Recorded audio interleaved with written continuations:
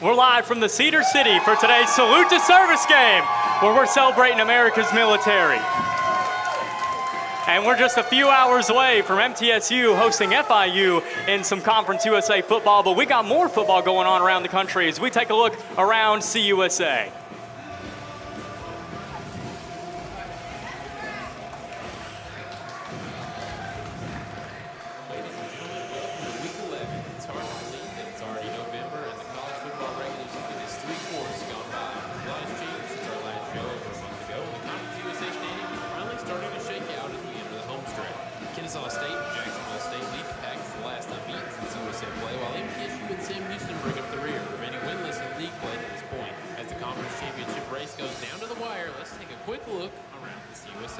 One of the nation's biggest surprises this college football season lies in the Atlanta suburb of Kennesaw, Georgia. A second-year FBS program, the Kennesaw State Owls are impressing under first-year head coach Jerry Mack. KSU finished 2024 as one of the worst teams in the country with a record of 2-10. Under Mack, the Owls boast CUSA's fifth-ranked offensive attack, a feisty second-ranked defense, and control their own destiny to the Conference USA Championship game. Currently riding a 6-game win streak, the former Jacksonville Jaguars and Tennessee Volunteers running back coach has his Owls soaring. A team many expected to fall off this season has quickly surpassed all offseason expectations in the Jacksonville State Gamecocks. Many believe the reigning CUSA champion would falter with the departure of former head coach Rich Rodriguez to West Virginia. But the self-proclaimed butt-kicking Chickens haven't missed a beat with an offense riding the nation's leading rusher, Cam Cook. As of November 8th, Cook leads all running backs with 1,052 yards and has totaled 11 touchdowns on the season. Currently last in CUSA in passing yards per game, the Gamecocks aren't afraid to let Cam cook and rumble their way to ugly victories. Although Kennesaw and Jack State appear primed to face off in the title game, it's still too early to tell in the ever-competitive CUSA, with several teams on the outside looking in over these last few weeks. You saw it right there, guys. Jack State and Kennesaw State look primed to run the table throughout the rest of the season to the championship game, but there's still a lot left to play for here in these last 4 weeks. We've got a lot of Conference USA matchups today, and let's take a look at them right here. To start off today, we've got Mo State taking on Liberty here for our noon kick. Then we've got Louisiana Tech taking on Delaware. FIU, of course, in Murfreesboro against MTSU on Veterans Day. Jack State at UTEP, Kennesaw State going across the country to New Mexico State, Sam Houston at Oregon State, and that wraps up our CUSA matchups for the week. Now, when we come back, we're going to have our main man right here, Devin Locker, with the scoop. He talked to Jake Gibson, the host of the Pause Up podcast, about the Panthers, and our guy over there, our host, Ethan Williams, with the scouting report from the boys from the 305. Stay tuned. What I love about MTSU is that you already know if you are guaranteed to be admitted. The requirements aren't hidden, and you can know today if you are accepted and qualify for one of our guaranteed scholarships. There's no mystery. Plus, you can add all of your scholarships together. We have so much to offer, and it's all right here on campus. Apply on our website at mtsu.edu/apply now. And don't forget to submit your application by December 1st to qualify for a guaranteed scholarship. I am True Blue. As a member of this diverse community, I am a valuable contributor To its progress and success. I am engaged in the life of this community. I am a recipient and a giver. I am a listener and a speaker. I am honest in word and deed. I am committed to reason, not violence. I am a learner. Now and forever. I am a Blue Raider. I am a Blue Raider. I'm a Blue Raider. True Blue.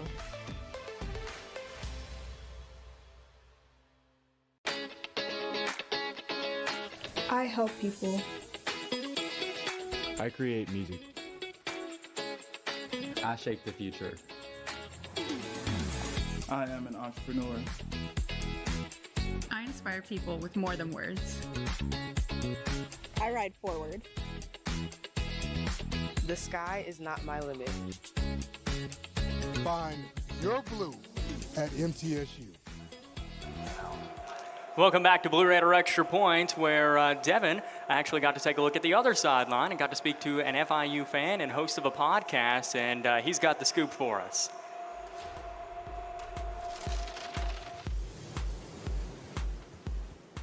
And welcome back into another edition of The Scoop. Today, we are joined by the host of Pause Up Podcast, the official podcast of all FIU athletics. Jake Gibson. Let's dive right into it. What can we expect from this crazy FIU offense? I think the offense lives and dies by the running game, led by our talented back, Keyshawn Owens. If it weren't for Cam Cook at Jacksonville State, I'd say he would be a lock for first team All-CUSA with how he's been able to sometimes just put the team on his back, even in the games in which FIU struggled. But what defense can we expect at this Middle Tennessee game? Well, when FIU is taking on opposing quarterbacks that are sort of stay in the pocket, pass the ball around kind of playmakers like we did against Florida Atlantic and Western Kentucky, this defense is no stranger to forcing interceptions, making them uncomfortable, bending but not breaking, at the very least forcing field goals in the red zone. That is all the time we have for this edition of The Scoop. Don't forget to tune in next Blue Raider Extra Point for another edition of The Scoop. Back to the desk.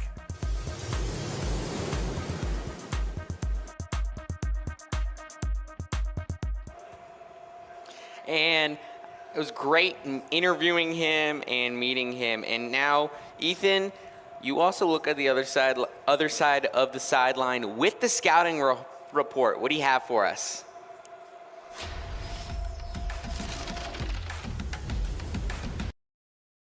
MTSU is back in the Borough and looking to finish the season strong as we hit the last month of regular season college football. But the Panthers of FIU are looking to pounce on their prey and stay in the hunt for a bowl game. FIU is a hard team to nail down. They play a very sporadic and inconsistent game. On offense, they tend to lean on the run with their electric running back, Keyshawn Owens, who has over 800 yards on the ground this season and averaged 6.5 yards per carry. Quarterback Keon Jenkins is also a threat to run it in short yardage or goal line situations. He's got 81 rushing yards and 4 rushing touchdowns this season. But in the air, this battered MTSU defense is likely to catch a break, as FIU only averages 209 passing yards a game, with their top receiver, Alex Perry, only having 400 receiving yards on the year. Look to MTSU's D-line to have a strong game, as FIU's O-line has given up 16 sacks so far on the season.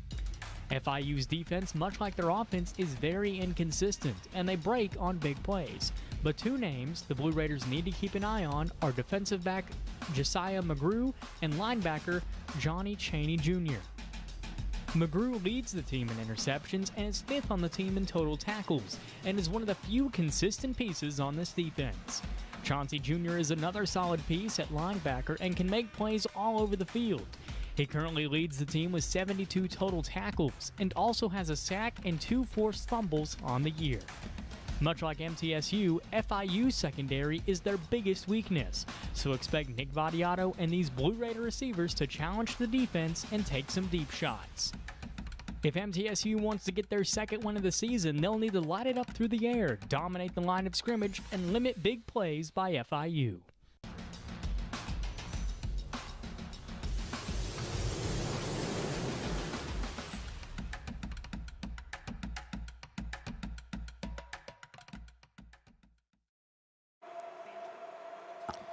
And be sure to stay tuned here because coming up we have some very special guests, and we also have Blue Raider Spotlight and our keys to succeed. Yeah. Okay, Adam, quick mic check. Yeah, sure. Blue Raider Extra Point is live at the Hall of Fame. Hey, you and Dylan are going to be on camera too this week, all right? All right, got it.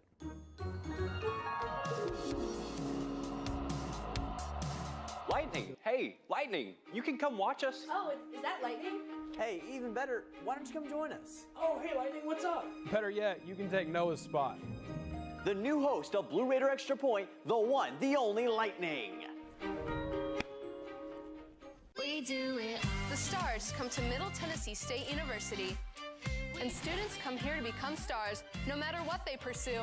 Hey, cut. We do it. We're the only college of media and entertainment in the world, just outside the heart of Nashville. Look, mic check, 1, 2, everybody listen. When you do it like this, ain't no competition. I'm talking B.I.G., VIP. Treat them like a front row seat and make them pay attention. If I shoot for the 3, then I ain't never missing. Cranking up the degrees like I was in the kitchen. Can't lose, got too much to prove. And when you do it all, it get too hard to do it. Our curriculum and facilities are cutting edge, and our relationships with industry leaders give students an edge over the competition. Check it out! You can get real-world experience with degrees in recording industry, media arts, journalism and strategic media, and more. Media and entertainment at Middle Tennessee State University. Learn to shine. And welcome back to Blue Raider Extra Point. It's college game day done the Murfreesboro way. And Brett, you were able to sit down and interview someone special, someone who keeps our campus safe. Take it away.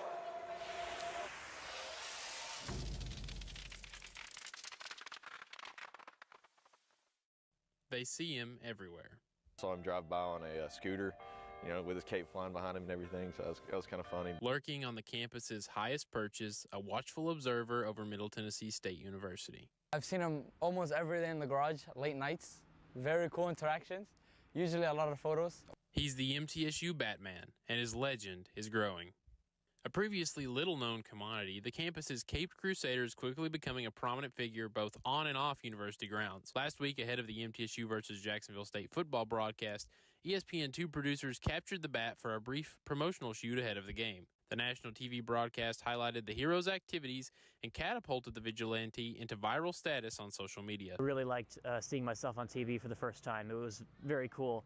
All over Twitter, there were people talking about it. I saw one person say that I was like mainstream now. I'm not sure how true that is, but it was fun to see. A sophomore at MTSU, the man behind the mask asked to keep his alter ego a secret, but opened up about his hobby. The 20-year-old English major says he's been cosplaying for half a decade and first donned Batman's cowl 3 years ago. He's worn over a dozen versions of the Batsuit, with the current model comprised of EVA foam, urethane rubber, and outsourced items from various replica companies. The suit's current form costs over $1,000 in total and is complete with 12 functioning utility belt gadgets. His love for the character runs deep, dating back to the animated Batman movies of the 1990s and the Lego Batman video games of the 2010s. Yet the Dark Knight's love for others is what drives him to leave the Batcave each morning. I love you too. When he's not patrolling campus, the MTSU Batman can be found visiting local elementary schools for charity events and lurking around his local comic book store, hoping to spread even more joy in his community. My main goal is to make people smile. That's all I want. Whether they are laughing with me because it's a silly thing that I'm doing, or they're laughing at me because they think it's stupid. Either way, I'm bringing joy to people, and when they're laughing at me, they're not laughing at the person underneath the costume, they're laughing at Batman. While MTSU's Garage Guardian hasn't stopped any crime just yet, his shadowing presence is already making a difference on campus. Feel extra safe, like super safe. I just know he has my back. Reporting from MTSU, I'm Brett Walker, Middle Tennessee News.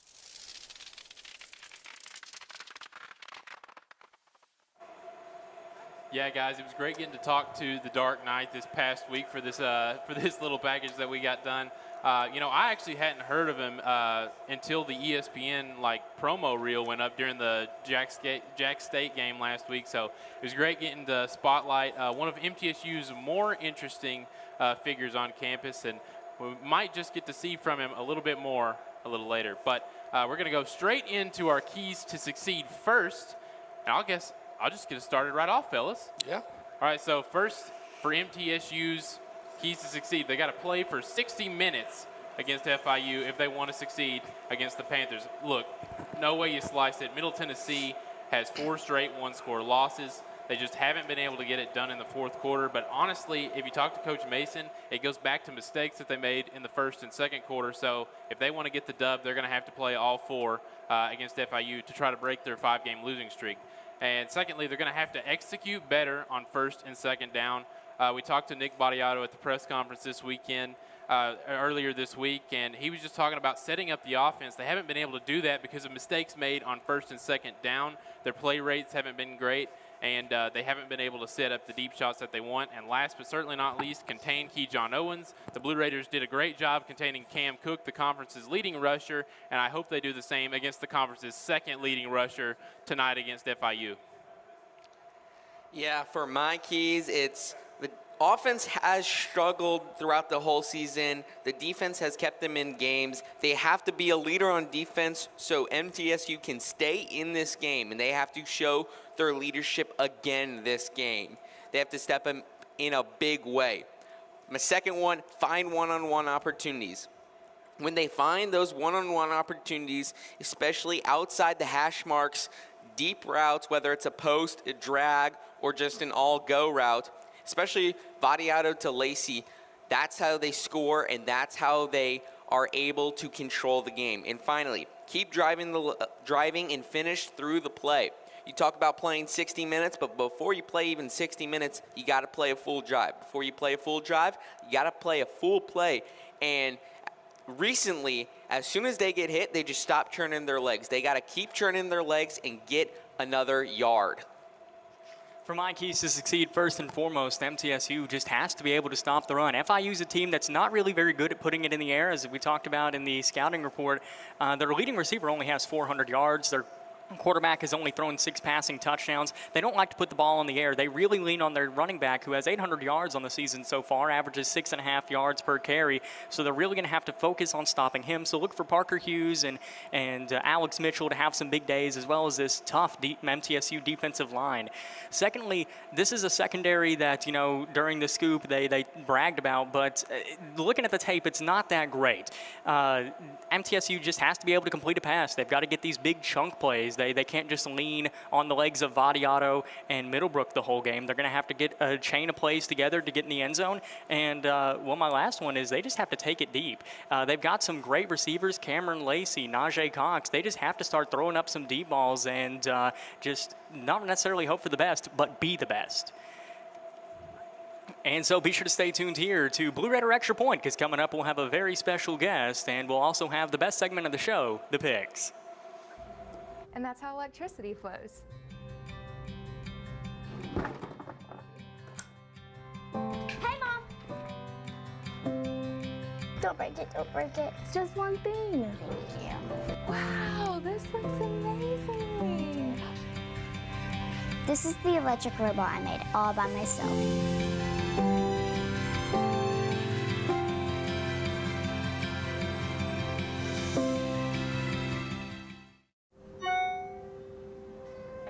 See that?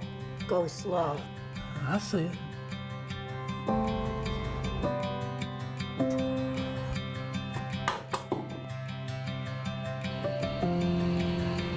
Hello. Hello. You are looking good today. Well, thank you. I think it's time we take this off, don't you think? Absolutely.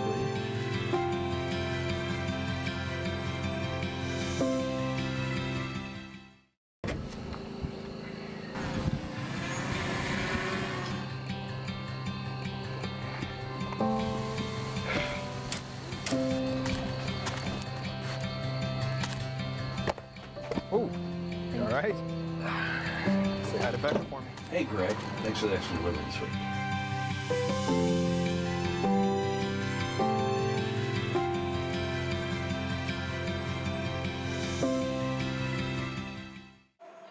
Welcome back to Blue Raider Extra Point, where we're joined by the MTSU Batman, who's made a trip out of the Bat Lair and taken some time to spend some time with us. And you were on ESPN, you were off the silver screen into the borough and all over social media. How does it feel to have just really blown up recently?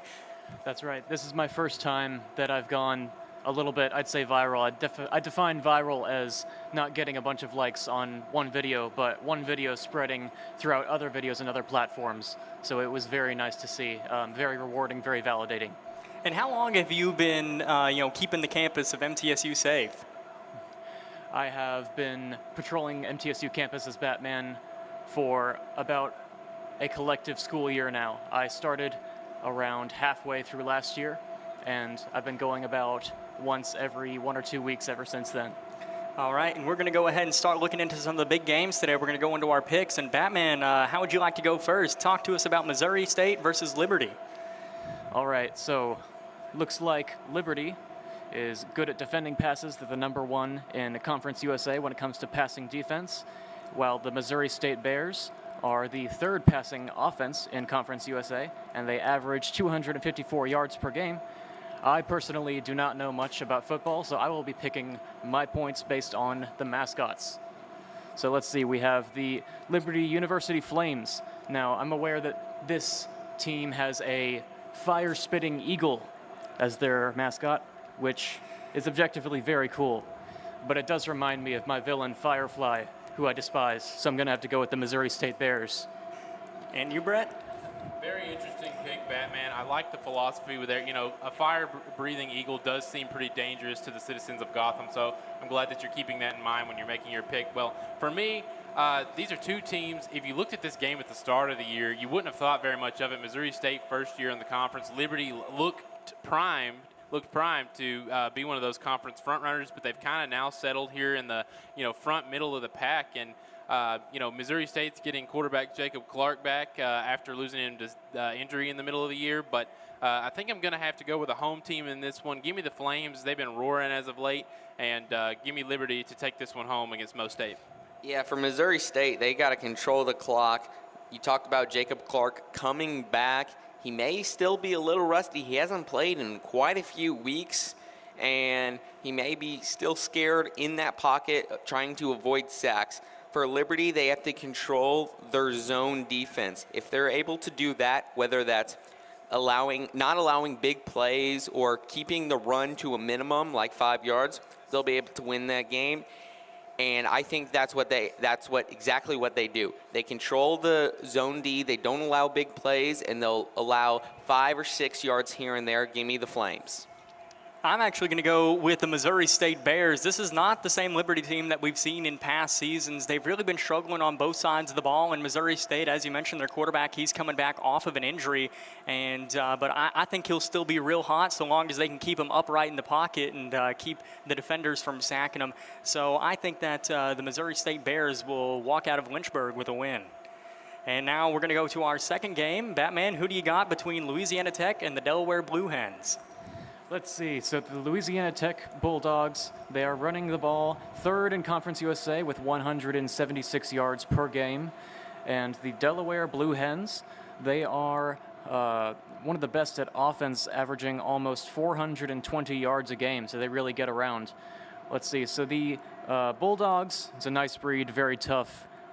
But the Blue Hens, blue-colored birds, remind me of my partner Nightwing. So I'm going to have to go with the Delaware Blue Hens. You know, it's curious that you say that. You know, I didn't even think about that. You know, I was wondering how close a blue hen would be to a penguin, but I guess not very close, and I think you ended up making the right move with that one. So looking at this game, again, two teams that started off the season really hot. Delaware got their first FBS win early against UConn in a thrilling overtime win. La Tech started out hot, has kind of cooled off in conference play, but last week they got a big win on homecoming wearing the blackout unis, scored 55 points in that Friday night W. And so give me the Bulldogs to take the road win over Delaware into next week. Yeah, so Louisiana Tech, they have to stay true to who they are.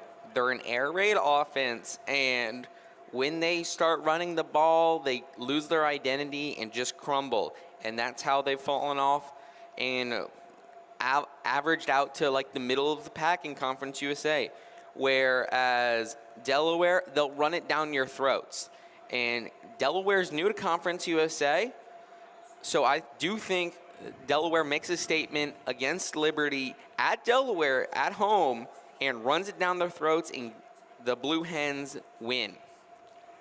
For this one, I'm going to go with the Bulldogs. The Bulldogs started off the season really hot, started to slow down here as the season's gone on, but I still believe in the Bulldogs. They play a very fun, fast-paced offense, and Delaware's defense, we saw it against MTSU. They bend and break a lot throughout the game, so I'm going to go with Louisiana Tech to take down the Delaware Blue Hens. And now heading into our next matchup, Batman, we have Kennesaw State Owls versus the New Mexico State Aggies. Who do you got? All right, let's see. Kennesaw State Owls, looks like their defense has improved and become a great strength of theirs. They've been described as very much in contention in the Conference USA.